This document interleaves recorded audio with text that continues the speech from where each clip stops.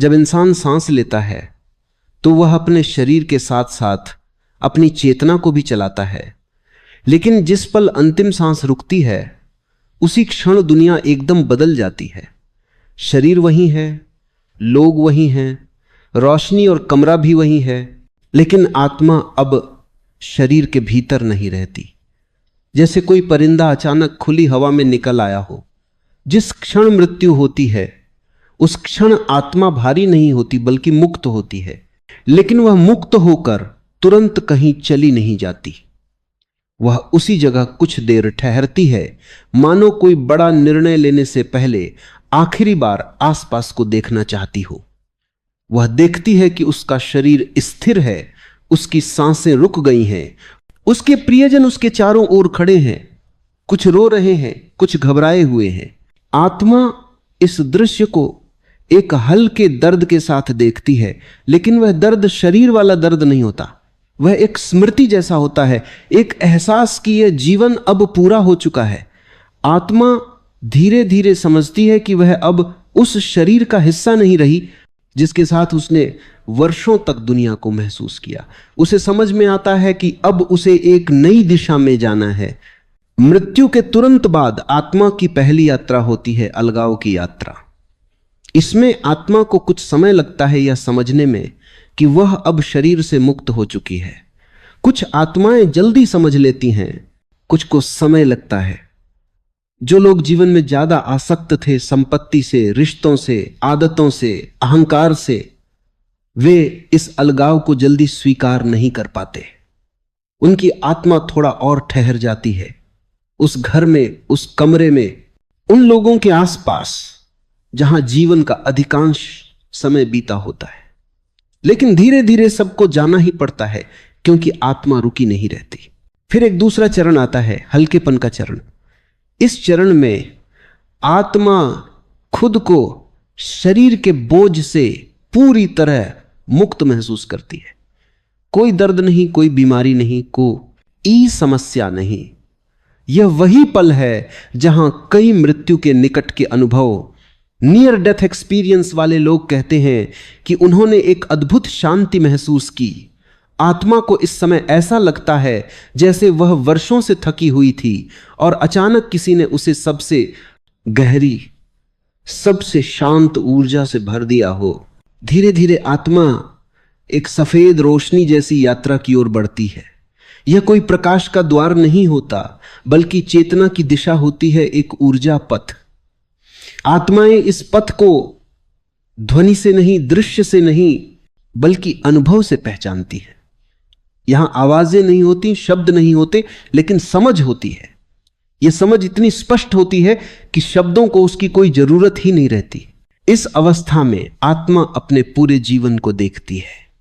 उसे अपने बचपन से लेकर अंतिम क्षण तक की हर छोटी बड़ी बात याद आती है। उसने किससे क्या कहा, किसे तकलीफ दी, किसे खुशी दी, कहां गलत किया, कहां सही। यह किसी फिल्म की तरह सामने नहीं चलता, बल्कि आत्मा एक एक घटना को महसूस करती है। वो यह भी महसूस करती है कि जब उसने किसी को चोट पहुंचाई थी तो सामने वाले ने कैसा महसूस किया था। यह अनुभव आत्मा को उसके कर्मों का पूरा भार दिखा देता है। लेकिन यह ब्यौरा डराने वाला नहीं होता। कोई सजा नहीं, कोई डांट नहीं, बस पूर्ण समझ। आत्मा खुद जानती है कि उसने क्या किया और उसे किस सीख की जरूरत है। यही कारण है कि यह जीवन समीक्षा आत्मा को उसकी आगे की यात्रा का उद्देश्य समझाती है। कई आत्माएं इस समीक्षा के बाद बहुत हल्की हो जाती हैं। जिन्हें जीवन में प्रेम, करुणा, दया और सच का सहारा मिला, वे इतनी साफ ऊर्जा में बदल जाती हैं कि सीधे ऊंचे आयाम की ओर बढ़ जाती हैं। उन ऊंचे आयामों को आप स्वर्ग कह सकते हैं, देवलोक कह सकते हैं, या केवल उच्च चेतना। वहां शरीर नहीं, रूप नहीं, बस ऊर्जा का अनुभव होता है, शांति, प्रकाश और ज्ञान का। लेकिन कुछ आत्माएं ऐसी होती हैं जिन्हें अभी बहुत सीखना होता है। उनके पास कुछ अधूरे कर्म होते हैं, कुछ रिश्ते जिनका संतुलन टूट चुका होता है, कुछ सीखें जो आधी रह गई होती हैं। वे आत्माएं फिर से जन्म लेना चाहती हैं, चाहे उन्हें खुद महसूस न हो, लेकिन शक्ति ऐसी होती है जो उन्हें उसी दिशा में धकेल देती है जहां से उनकी अधूरी यात्रा पूरी हो सके। जो आत्माएं भारी भावनाओं से भरी होती हैं, क्रोध, गुस्सा, ईर्ष्या, आसक्ति, लालच या गहरी पीड़ा, उन्हें अगले जन्म में वही चीजें सीखने को मिलती हैं जिन्हें वे समझ नहीं पाई। इसीलिए कभी कभी एक बच्चा जन्म से ही किसी बात से डरता है जिसकी उसे कोई वजह नहीं होती।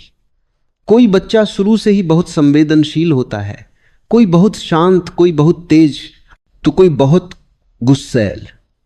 यह सब उसकी आत्मा की पिछली यात्राओं का अनुभव होता है। कभी कभी आत्माएं जीवन में किए गए कुछ कर्मों के कारण उसी परिवार में जन्म ले लेती हैं, उसी शहर में लौट आती हैं और कभी कभी बिल्कुल नए स्थान पर नई यात्रा शुरू करती हैं। लेकिन एक खास बात, आत्मा हमेशा वहां लौटती है जहां उसे सीखने को कुछ हो। यही कारण है कि जीवन में आने वाले लोग, रिश्ते, स्थितियां सब यूं ही नहीं आते। वे इसलिए आते हैं क्योंकि आत्मा के कर्म उन्हें खींच लाते हैं। कुछ आत्माएं मृत्यु के बाद थोड़ी देर अपने घर के आसपास रहती हैं। यह डर या फंसे होने की वजह से नहीं, बल्कि भावनात्मक कारणों से होता है। वे अपने प्रियजनों को देखती हैं, कभी कभी उनके आसपास हल्की ऊर्जा के रूप में महसूस भी होती है। यह एक संक्रमण काल होता है, न पूरी तरह इस दुनिया में, न पूरी तरह दूसरी दुनिया में। धीरे धीरे जब उनका मन शांति पा लेता है, जब वे छोड़ना सीख लेती हैं, तब वे ऊंची दिशा में बढ़ती हैं। आत्माओं के लिए समय वैसा नहीं होता जैसा हमारे लिए होता है। हमारे 5 मिनट उनके लिए एक लम्हा भी हो सकता है या कई घंटे भी। वहां समय की पकड़ नहीं होती, बस ऊर्जा होती है। आत्मा अपनी यात्रा में उन अन्य आत्माओं से भी मिलती है जिनसे उसका कार्मिक कनेक्शन होता है। यह मिलना कोई बातों या चेहरे से नहीं होता, बल्कि एक पहचान से होता है, ऊर्जा से।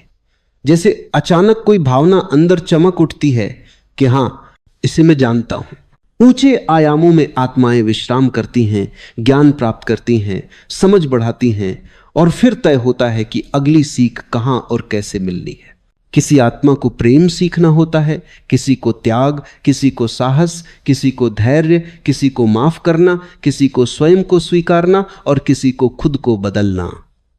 यही सीख आत्मा का अगला जन्म तय करती है। आत्मा कभी सीधे मनुष्य बनकर नहीं आती, वह ऊर्जा रूप में आती है, फिर शरीर में प्रवेश करती है, गर्भ में। वहां से उसकी नई यात्रा शुरू होती है। इसीलिए कुछ बच्चे जन्म से ही बेहद शांत और समझदार होते हैं, मानो उन्होंने सब पहले ही सीख लिया हो। और कुछ बच्चे थोड़ा उलटे पुलटे होते हैं क्योंकि वे अभी अपने पुराने अनुभवों को समझने की कोशिश कर रहे होते हैं। सच तो यह है कि हर आत्मा एक विद्यार्थी है। यह ब्रह्मांड एक विशाल विद्यालय है और हर जन्म एक कक्षा है। कक्षा खत्म होने पर आत्मा घर लौटती है, उसी स्थान पर जहां से वह आई थी, ऊर्जा के स्रोत में, प्रकाश में, शांति में। लेकिन जब तक आत्मा सीख पूरी नहीं कर लेती, यात्रा जारी रहती है। यही कारण है कि मृत्यु अंत नहीं है। मृत्यु एक दरवाजा है जिसे सबको पार करना होता है। यह रुकावट नहीं, बल्कि रास्ता है। जीवन का उद्देश्य यही है कि जब मृत्यु आए तो आत्मा हल्की होकर जाए, ऐसी कि उसे नीचे नहीं बल्कि ऊपर की ओर जाना पड़े। ऊपर की दिशा वह है जहां शांति है, अनंत शांति। आत्मा अनंत है, वह कभी मरती नहीं। वह केवल रूप बदलती है, यात्रा बदलती है, अनुभव बदलती है, लेकिन अस्तित्व नहीं बदलता। शरीर नष्ट होता है, आत्मा नहीं। रूप मिटता है, चेतना नहीं। नाम बदलता है, ऊर्जा नहीं। जीवन बदलता है, यात्रा नहीं। आत्मा हमेशा आगे बढ़ती है, एक और जीवन, एक और सीख, एक और अध्याय, एक और अनुभव की ओर। और यही आत्मा की अंतिम और सबसे गहरी सच्चाई है। मृत्यु अंत नहीं है। मृत्यु उस यात्रा की शुरुआत है जिसे हम असली जीवन कहते हैं। जब आत्मा अपनी पहली समीक्षा, पहला प्रकाश, पहली शांति पार कर लेती है, तब उसकी यात्रा एक और अज्ञात संसार की ओर मुड़ती है। यह संसार न पृथ्वी जैसा है, न स्वप्न जैसा। यह एक मध्यम स्तर की चेतना का क्षेत्र होता है जहां आत्मा को वह एहसास मिलता है जिसे हम जीवन में कभी कभी ध्यान के क्षणों में महसूस करते हैं पर पकड़ नहीं पाते। वहां कोई आवाज नहीं लेकिन मौन बोलता है, कोई चेहरा नहीं लेकिन पहचान होती है, कोई कदम नहीं लेकिन यात्रा चलती रहती है। यहां आत्मा पूरी तरह अकेली नहीं होती। कई आत्माएं इस मार्ग में होती हैं लेकिन उनका एक दूसरे से मिलना मनुष्यों जैसा सामाजिक मिलना नहीं होता। वे ऊर्जा के स्तर पर एक दूसरे को पहचानती हैं, जैसे कोई पुरानी बात अचानक दिल में जग उठे बिना शब्दों के। जैसे जैसे आत्मा आगे बढ़ती है उसका पुराना जीवन धुंधला होने लगता है लेकिन मिटता नहीं। यह धुंधलापन इसलिए आता है क्योंकि आत्मा अब उस पहचान से बाहर आ रही होती है जो उसने स्वयं को पृथ्वी पर दी थी। नाम, चेहरा, रिश्ते, उम्र, सफलता, असफलता, ये सब धीरे धीरे पीछे रह जाते हैं। आत्मा अब एक नई पहचान ढूंढने लगती है, अपनी असली पहचान। वह पहचान जो शरीर से नहीं, अहं से नहीं, दुनिया से नहीं, बल्कि अस्तित्व से मिलती है। यह आत्मा को एक जगह मिलती है जिसे आप मध्यलोक या चेतन स्थल कह सकते हैं। यह स्थान न बेहद रोशन होता है न अंधेरा, बस बिल्कुल साफ, मानो को ई स्थान हो ही नहीं, सिर्फ उपस्थिति हो। इसी उपस्थिति में आत्मा को अपने कर्मों का वास्तविक भार समझ आता है। जो बातें उसने जीवन में हल्की सी समझी थीं वे अब बहुत गहरी हो जाती हैं। जो भावनाएं उसने अनदेखी की थीं, पछतावा, दर्द, रोष, अपराधबोध, वे सब सतह पर आने लगती हैं। लेकिन यह उथल पुथल आत्मा के लिए दुखद नहीं होती। यह शुद्धिकरण जैसा होता है, जैसे कोई नदी काई से भर गई हो और अचानक पानी साफ होने लगे। आत्मा अपने भीतर की हर गांठ को महसूस करती है, उसे स्वीकारती है और उसके साथ शांति बनाती है।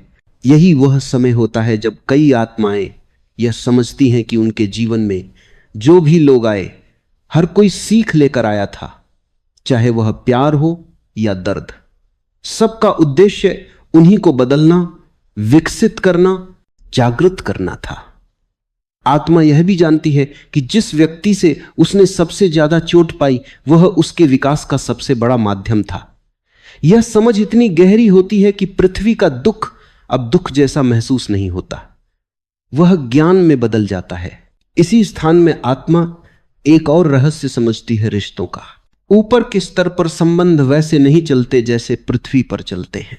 वहां प्रेम का कोई स्वामित्व नहीं, कोई बंधन नहीं। वहां प्रेम केवल ऊर्जा है और ऊर्जा किसी एक व्यक्ति की नहीं होती। इसलिए आत्मा को यह देखना बहुत आसान होता है कि जिसने जीवन में उसे प्यार किया वह भी किसी बड़ी सीख का हिस्सा था। जिसने उसे छोड़ा वह भी एक अध्याय था। जिसने साथ दिया वह पुल था। जिसने धोखा दिया वह दर्पण था। जिसने रोका वह परीक्षा था। जिसने आगे बढ़ाया वह मार्ग था। आत्मा जब इस गहरी समझ में स्थिर हो जाती है तब उसे अपने जीवन का असली उद्देश्य दिखने लगता है। यह उद्देश्य कोई नौकरी, घर, परिवार, लक्ष्य जैसी चीज नहीं होता। यह उद्देश्य सिर्फ एक होता है, विकास, चेतना का विस्तार, सीखों का पूरा होना। इसी समय आत्मा को यह भी दिखाया जाता है कि उसका अगला जन्म कब, कहां और कैसे होगा। यह निर्णय वह खुद नहीं लेती, बल्कि उसका कर्म, उसकी ऊर्जा और उसकी अधूरी सीखें तय करती है। कुछ आत्माएं तुरंत लौटने के लिए तैयार रहती हैं। उन्हें पता होता है कि अभी बहुत कुछ सीखना है। कुछ आत्माएं विश्राम चाहती हैं। वे ऊपर के शांत क्षेत्रों में रहती हैं जहां वे सिर्फ ऊर्जा रूप में रहती हैं, न शरीर, न संघर्ष, न समय। यह विश्राम किसी छुट्टी जैसा नहीं होता, यह संतुलन जैसा होता है, जहां आत्मा पहले की भावनाएं छोड़ देती है और नई सीख के लिए तैयार होती है। जैसे ही समय आता है आत्मा धीरे धीरे पृथ्वी के ऊर्जा क्षेत्र की ओर लौटती है। उसका कंपन, वाइब्रेशन बदलने लगता है। वह भारी नहीं होती लेकिन पृथ्वी के आयाम से मेल खाने लगती है। यह उसी तरह है जैसे कोई रेडियो स्टेशन धीरे धीरे नई फ्रीक्वेंसी पकड़ने लगता है। फिर आत्मा एक परिवार चुनती है, या यूं कहे परिवार की ऊर्जा उसे चुन लेती है। कुछ आत्माएं उन लोगों के पास लौटती हैं जिनसे उनका गहरा कर्म संबंध होता है, कुछ बिल्कुल नए अनुभवों की ओर जाती हैं, कुछ उसी स्थान पर लौटती हैं जहां उनकी अधूरी यात्रा रुकी थी। और जैसे ही आत्मा गर्भ में प्रवेश करती है, उसकी नई कहानी शुरू हो जाती है, एक नई पहचान, एक नया नाम, एक नया रूप, एक नई चुनौती, एक नया अध्याय। लेकिन आत्मा अपने भीतर सब लेकर आती है, पुराने अनुभवों की परतें, पुराने कर्मों की प्रतिध्वनियां, पुराने दर्द की छाया, पुराने प्रेम का प्रकाश। इसीलिए कुछ लोग जन्म से ही बहुत गहरे लगते हैं और कुछ लोग बहुत उलझे हुए। कुछ बच्चे जन्म से परिपक्व लगते हैं, कुछ बहुत डरपोक। हर आत्मा अपनी पुरानी यात्रा साथ लाती है। आत्मा जब तक सीख पूरी नहीं कर लेती, उसे यात्रा करनी ही पड़ती है, जन्म दर जन्म, समय दर समय, अनुभव दर अनुभव। जब आत्मा अपनी सभी सीखें पूरी कर लेती है, जब वह प्रेम, करुणा, धैर्य, सत्य, क्षमा और समझ के उच्चतम स्तर को छू लेती है, तब वह पृथ्वी के चक्र से मुक्त हो जाती है। फिर आत्मा वापस नहीं आती, वह उसी स्थान पर लौट जाती है जहां से सब शुरू हुआ था। अनंत प्रकाश, अनंत ऊर्जा, अनंत शांति। वहां कोई जन्म नहीं, कोई मृत्यु नहीं, बस उपस्थिति होती है। कुछ आत्माएं इस स्तर पर भी अपनी इच्छा से नीचे आती हैं, दूसरों की मदद करने, किसी को मार्ग दिखाने, या खुद किसी नए अनुभव की वजह से। लेकिन उन्हें जन्म की आवश्यकता नहीं होती, वे ऊर्जा के रूप में ही मार्गदर्शक जैसी भूमिका निभाती हैं। आत्मा की यह पूरी यात्रा एक गहरा सच बताती है कि हम केवल शरीर नहीं हैं, हम एक लंबे मार्ग के यात्री हैं। इस जीवन का हर पल, हर व्यक्ति, हर अनुभव, सब उसी यात्रा का हिस्सा है। इसलिए मृत्यु हमें कभी नहीं तोड़ सकती, क्योंकि मृत्यु केवल रूप बदलती है, आत्मा नहीं, चेतना नहीं, जीवन नहीं, यात्रा नहीं। आत्मा हमेशा चलती रहती है, आगे और आगे, जब तक वह स्वयं को पूरी तरह पहचान न ले। जब आत्मा अपनी दिशा तय कर लेती है और अपने अगले अनुभवों के लिए तैयार हो जाती है, तब उसकी यात्रा का एक और गहरा स्तर शुरू होता है, जहां उसे अस्तित्व के उन रहस्यों की झलक मिलती है जिन्हें शरीर में रहते हुए समझ पाना लगभग असंभव होता है। यहां आत्मा पूरी तरह निर्बंध होती है, न कोई समाज, न कोई नियम, न कोई अपेक्षा, न कोई डर। मात्र एक शांत उपस्थिति होती है जिसमें आत्मा धीरे धीरे खुद को पहचानना शुरू करती है। यह वह समय है जब आत्मा पहली बार यह देखती है कि वह अकेली नहीं, बल्कि एक विशाल ऊर्जा स्रोत का छोटा सा अंश है। वह समझने लगती है कि उसकी यात्रा केवल उसकी अपनी नहीं थी, वह उन लाखों अरबों आत्माओं के विशाल समूह का हिस्सा थी जो एक साथ ब्रह्मांड के स्पंदन में जुड़ी हुई हैं। इसी गहन जागृति में आत्मा को पहली बार यह एहसास होता है कि जो कुछ भी उसने किया, उसका प्रभाव सिर्फ उसके जीवन तक सीमित नहीं था। हर विचार, हर शब्द, हर क्रिया उसने ऊर्जा को जन्म दिया था, और वह ऊर्जा आगे बढ़कर और आत्माओं को प्रभावित करती थी। आत्मा देखती है कि उसके एक छोटे से निर्णय ने कभी किसी और की जिंदगी बदली थी। किसी के लिए बोला गया एक संवेदनशील वाक्य किसी और आत्मा के घाव भरने का माध्यम बना था। किसी पर की गई छोटी सी कृप उसके जीवन में एक प्रकाश बनकर आई थी, और दूसरी ओर कोई कठोर शब्द, कोई गलत काम, किसी की उपेक्षा, वो भी एक ऊर्जा के रूप में ब्रह्मांड में घूमती रही थी। यह समझ आत्मा को झकझोर देती है। वो पहली बार समझती है कि जीवन में कोई भी काम छोटा नहीं था, हर चीज का असर था, हर चीज का वजन था, हर चीज की गूंज थी। इसी अवस्था में आत्मा एक और अनुभूति से गुजरती है, एकत्व की अनुभूति। यह वह क्षण होता है जब आत्मा महसूस करती है कि वह किसी से अलग नहीं है। न उसने किसी को चोट पहुंचाई, न किसी ने उसे, सब केवल ऊर्जा के रूप में एक दूसरे को विकसित कर रहे थे। यहां अपराध, दुर्भावना, दोष, गलतियां सब अपनी सीमाएं खो देती हैं। आत्मा न स्वयं को दोष देती है, न दूसरों को। वह सिर्फ समझती है कि हर अनुभव आवश्यक था, हर घटना एक सीख थी, हर रिश्ता एक अध्याय था, हर टूटन एक मोड़ थी और हर दुख एक शिक्षक था। यह अनुभव आत्मा को उस शांति तक ले जाता है जो जीवन में अक्सर ढूंढने पर भी नहीं मिलती। यहां पहुंचकर आत्मा समझती है कि मनुष्य मृत्यु को अंत क्यों समझता है, क्योंकि उसे यात्रा के अगले चरण का ज्ञान नहीं होता। लेकिन आत्मा जानती है कि मृत्यु तो एक दरवाजा थी, उसके बाद के अनंत कमरे अभी बाकी थे। धीरे धीरे आत्मा एक और प्रकाश स्पंदन क्षेत्र में प्रवेश करती है, जहां उसे उन आत्माओं की उपस्थिति महसूस होती है जिनसे उसका गहरा संबंध था, शायद किसी पिछले जन्म का, शायद इस जन्म का, शायद किसी बहुत पुराने संबंध का जिसे वो अब याद भी नहीं करती। यह मिलन बिना शब्दों के होता है, बिना शरीर के, बिना रूप के, बस ऊर्जा और पहचान के स्तर पर।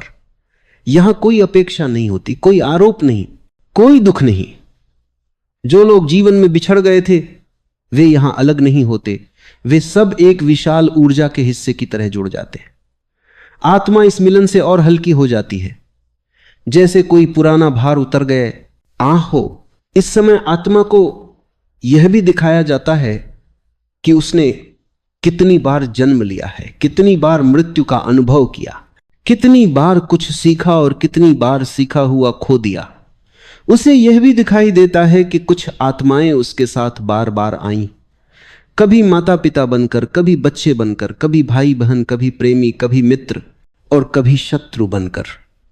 यह पहचान आत्मा को एक और रहस्य बताती है कि जीवन में जो भी व्यक्ति किसी खास गहराई से जुड़ता है वह केवल इस जन्म का रिश्ता नहीं होता, वह एक पुराना साथी होता है जिसने कई जन्मों से आत्मिक यात्रा में उसका साथ दिया है। इसी स्थान में आत्मा एक और दर्पण का सामना करती है, अपनी अधूरी सीखों का। यह वह जगह है जहां आत्मा को स्वयं से वह पूछना होता है जिसे जीवन में अक्सर वह टाल देती थी। क्या उसने प्रेम करने की कला सीखी? क्या उसने क्षमा किया? क्या उसने छोड़ना सीखा? क्या उसने स्वयं को स्वीकारा? क्या उसने अपने डर का सामना किया? क्या उसने सत्य को अपनाया? क्या उसने दूसरों के लिए प्रकाश बनने की कोशिश की? यदि उत्तर हां होता है तो आत्मा आगे बढ़ जाती है। यदि उत्तर नहीं होता है तो आत्मा एक और जन्म के लिए स्वयं को तैयार करती है। लेकिन यहां कोई मजबूरी नहीं होती, न कोई सजा, न कोई गॉड जैसा आदेश। यह सफर पूरी तरह चेतना के विकास का होता है। आत्मा खुद समझती है कि उसे कहां जाना है। जब आत्मा यह तय करती है कि उसे फिर जन्म लेना है, तब एक बहुत लंबा चयन चक्र शुरू होता है। वह उन परिवारों की ऊर्जा को देखती है जहां उसका जन्म हो सकता है। वह उन परिस्थितियों को महसूस करती है जहां उसे अगली सीख मिलेगी। किसके बीच जन्म लेना है, किसके साथ बड़ा होना है, किन लोगों से मिलना है, किन परिस्थितियों से गुजरना है, यह सब किसी भाग्य की मजबूरी नहीं होती, यह आत्मा का चुनाव होता है। वह वही जीवन चुनती है जिसकी उसे जरूरत है, नॉट कंफर्ट बट ग्रोथ। कभी वह कठिन जीवन चुनती है क्योंकि उसे साहस चाहिए। कभी वह गरीबी चुनती है क्योंकि उससे संतोष सीखना है। कभी वह प्रेमहीन वातावरण चुनती है क्योंकि उसे आत्म प्रेम सीखना है। कभी वह बीमारी चुनती है क्योंकि उसे धैर्य और स्वीकार्यता सीखनी है। कभी वह संपन्नता चुनती है क्योंकि उसे उदारता सीखनी है। कभी वह ऐसे परिवार चुनती है जहां से उसे अपने पुराने कर्म चुकाने हैं। आत्मा हर जन्म को एक कक्षा की तरह चुनती है। कौन सी सीख अभी बाकी है, कौन सी सीख पूरी करनी है। और जब वह सब तय हो जाता है तब आत्मा धीरे धीरे पृथ्वी के गुरुत्व में उतरने लगती है। ऊपर का विशाल प्रकाश पीछे छूटता है और पृथ्वी का भारीपन महसूस होने लगता है। आत्मा गर्भ के आसपास पहुंचती है जहां शरीर धीरे धीरे बन रहा होता है। जैसे ही वह उस छोटे से बनते हुए संसार में प्रवेश करती है, उसे सब कुछ छोटा पड़ने लगता है। उसकी विशाल चेतना एक छोटे से शरीर में समाने लगती है। इसी क्षण से आत्मा अपने पुराने जन्मों की स्मृति भूलना शुरू कर देती है। यह भूलना दंड नहीं है, यह आवश्यक है। अगर आत्मा अपने सारे जन्म याद रखे तो नया जन्म शुरू ही नहीं हो पाएगा। इसलिए उसकी स्मृतियां परतों में छिप जाती हैं। बस थोड़ी सी अनुभूति बचती है, जिसे हम इंट्यूशन कहते हैं, डर कहते हैं, डेजा वू कहते हैं, प्रतिभा कहते हैं और अंदर का खिंचाव कहते हैं। फिर आत्मा नए शरीर के साथ जन्म लेती है रोते हुए, लेकिन एक नई शुरुआत के साथ, और चक्र फिर शुरू हो जाता है। एक और कहानी, एक और सफर, एक और अनुभव। लेकिन इतनी लंबी यात्रा के बाद आत्मा एक और सत्य को पहचान लेती है कि वह जितना चाहे जन्म ले सकती है, मर सकती है, सीख सकती है, लेकिन उसका मूल कभी नहीं बदलता। वो अनंत है, शाश्वत है, अजर अमर है। आत्मा का असली घर कोई शरीर नहीं, कोई जगह नहीं। वह ऊर्जा का महासागर है, जहां सब शुरू होता है और सब लौट जाता है। जब आत्मा पृथ्वी पर अपने अगले जन्म के लिए तैयार होती है, तब वह केवल नई परिस्थितियों में प्रवेश नहीं करती, वह स्वयं को उस ऊर्जा के स्तर पर महसूस करती है जहां उसे अपने पिछले जन्मों की गहन समझ मिलती है। यह वह समय होता है जब आत्मा अनुभव करती है कि जीवन केवल एक शारीरिक यात्रा नहीं है, बल्कि यह चेतना का विस्तार है, ज्ञान का निर्माण है और प्रेम का अभ्यास है। ऊंचे लोकों में आत्मा को दिखाया जाता है कि हर कर्म, हर निर्णय, हर भाव किसी न किसी रूप में ऊर्जा को जन्म देता है। यह ऊर्जा कभी नष्ट नहीं होती, वह आकार बदलती है, दिशाएं बदलती हैं, और कभी कभी आने वाले जन्मों में वही ऊर्जा आत्मा को प्रभावित करती है। आत्मा इस स्तर पर समझती है कि मृत्यु केवल शरीर का अंत नहीं है, बल्कि यह चेतना का परिवर्तन है। मृत्यु एक द्वार है और हर द्वार के पीछे एक नया अनुभव है। आत्मा के लिए समय का कोई अर्थ नहीं होता, लेकिन वह अनुभव करती है कि यह यात्रा अनंत है।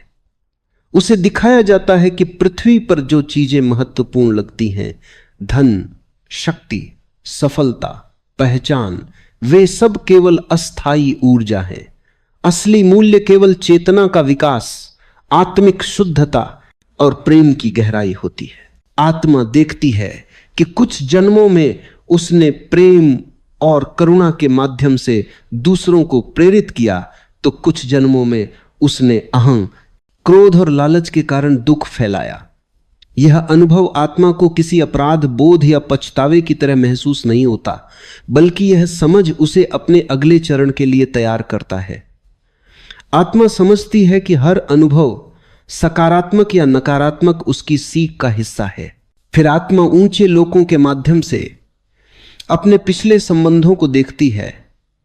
जो लोग उसके जीवन में महत्वपूर्ण थे, वे यहां ऊर्जा के रूप में उपस्थित होते हैं। वे रूप और नाम से नहीं, बल्कि उनकी ऊर्जा और प्रभाव से पहचाने जाते हैं। यह मिलन बिना शब्दों के होता है, बिना स्पर्श के, केवल अनुभव और पहचान के स्तर पर। आत्मा महसूस करती है कि कोई भी संबंध कभी खत्म नहीं होता। चाहे मृत्यु ने उन्हें पृथ्वी पर अलग कर दिया हो, लेकिन ऊर्जा का बंधन अनंत रहता है।